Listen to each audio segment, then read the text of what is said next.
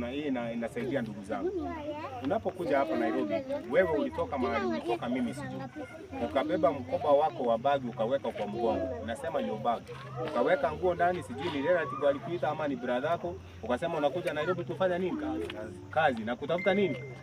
Pesa. Sasa nani alikuroga unafika hapa tena unaanza kuzitumia hapa zinaishia hapa. Unanunua ufa inatoshana hivi. Nani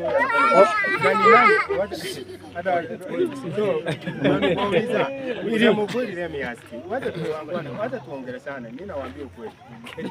Unataka kutisha jirani, si ni kweli?